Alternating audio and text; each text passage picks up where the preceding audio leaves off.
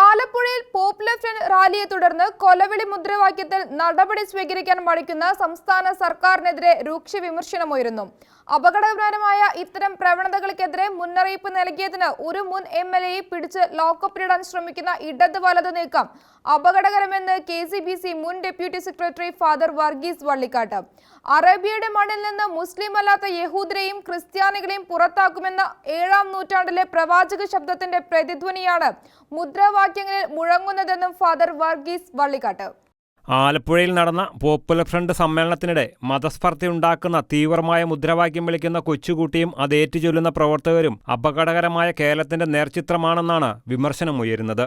ഹിന്ദുക്കളും ക്രിസ്ത്യാനികളും മരണാനന്തര കർമ്മങ്ങൾക്ക് തയ്യാറായിക്കൊള്ളാനും നിങ്ങളുടെ ഘാതകർ വരുന്നുണ്ടെന്ന അർത്ഥമുള്ള മുദ്രാവാക്യങ്ങൾ ആകസ്മികമല്ലെന്നും ആസൂത്രിതമാണെന്നും ഇവർ ചൂണ്ടിക്കാട്ടുന്നു.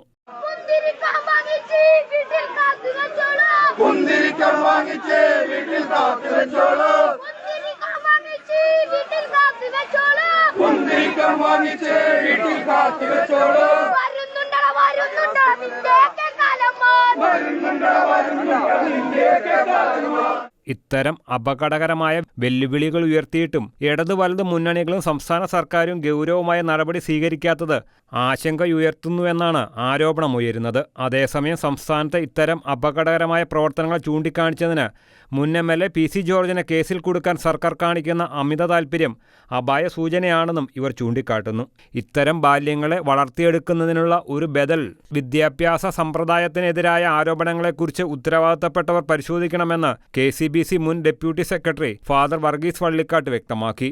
തെരുവീതിയിൽ കൊലവിളി നടത്തുന്നത് നമ്മുടെ സംസ്ഥാനത്ത് തികച്ചും അനുവദനീയമാണ്. അതാരാണെങ്കിലും ചൂണ്ടിക്കാണിച്ചാൽ അവർ വെറുപ്പ് പ്രചരിപ്പിക്കുന്നവരാണ്. അവരെ തുറങ്കിലടയ്ക്കണം എന്നാണ് ഇടതു വലത് ഭേദമന്യേ ഇരുവശത്തുമുള്ള രാഷ്ട്രീയ നേതാക്കളുടെ നിലപാട്.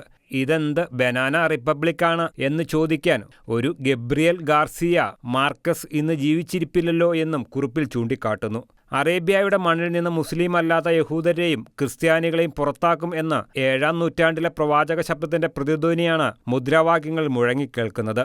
അതിനെ കുടപിടിക്കുന്ന കേരളത്തിലെ രാഷ്ട്രീയ അന്തരീക്ഷം രാജ്യത്തിന്റെ ആരോഗ്യകരമായ ഭാവിക്ക് സഹായകരമാണോ എന്ന് ഉത്തരവാദിത്തപ്പെട്ടവർ വിലയിരുത്തണമെന്നും ഫാദർ വർഗീസ് വള്ളിക്കാട്ട് വ്യക്തമാക്കുന്നു. ഷെഗീന ന്യൂസ് ബ്യൂറോ, കൊച്ചി.